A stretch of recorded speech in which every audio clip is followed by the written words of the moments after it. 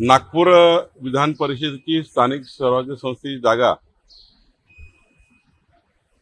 ही बिनविरोध व्हावी याकरता मी सर्वच पक्षाच्या नेत्यांशी बोलणार आहे.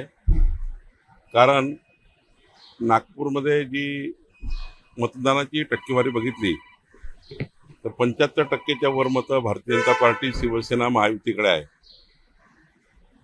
आणि त्यामुळं मला विश्वास आहे की ही निवडणूक होण्यापेक्षा निवडणुकीमध्ये जे काय आता पेट्रोल डिझेलची टंचाई आहे किंवा थोडी आपत्ती आहे याचा विचार करून मला वाटतं ही निवडणूक अनौपच व्हावी अशी विनंती मी सर्वांनाच करणार आहे.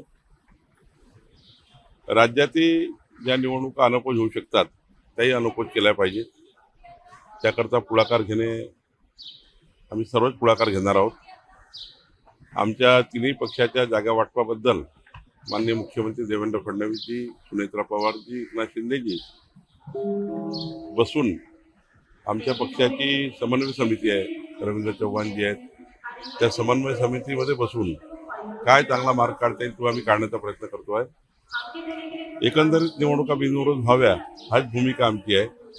त्यामुळं मला आज विश्वास आहे की अनेक ठिकाणी या भूमिकेला सर्वच पक्ष साथ देतील. सर, रायगड तो पालकमंत्रीपद शिवसेनेकडे जाणार चर्चा. हा सर्वस्वी अधिकार माननीय मुख्यमंत्र्यांचा आहे, पण एकनाथजी, सुनेत्रा पवारजी बसून माननीय मुख्यमंत्री निर्णय करतील. राष्ट्रवादीमध्ये सगळं आलबेल नसल्याचं चित्र आहे. काही दिवसांमध्ये राष्ट्रवादीच्या अनेक नेत्यांनी मुख्यमंत्र्यांची भेट घेतलेली आहे. मुख्यमंत्री मध्यस्थी करतात. मला वाटतं की मुख्यमंत्र्यांचे जे लोक किंवा जे नेते किंवा जे पदाधिकारी भेटतात, आमदार, खासदार, मंत्री, केवळ राजकीय विषय हा बोलत नसतात. त्यांचे मतदारसंघ आहेत, त्यांच्या भागातले प्रश्न आहेत.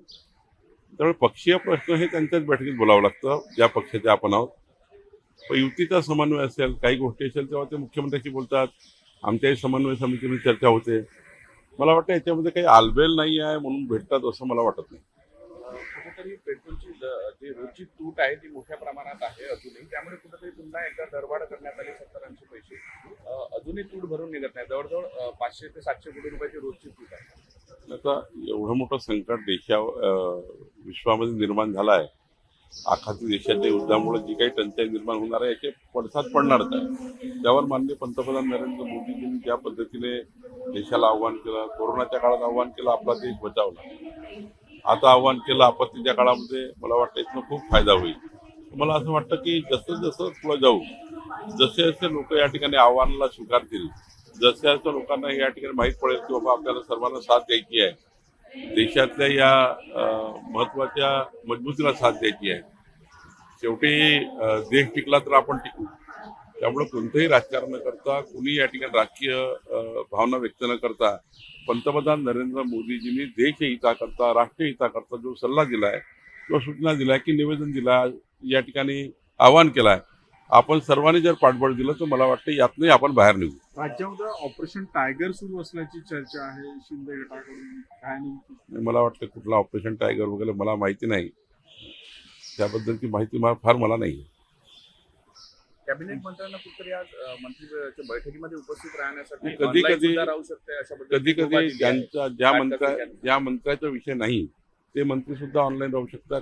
ज्या मंत्र्याचा विषय असतात ते जातात कॅबिनेटला. आज माझा विषय आहे आणि त्यामुळं शेवटी काही मंत्र्यांना जावं लागेल, काही मंत्री ऑनलाईन राहतील.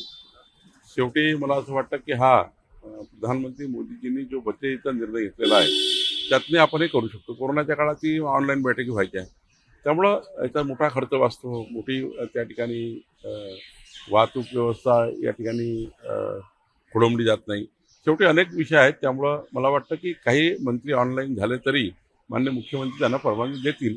माननीय मुख्यमंत्र्यांनी परवानगी दिली असेल तर निश्चितपणे ऑनलाईन राहता येईल.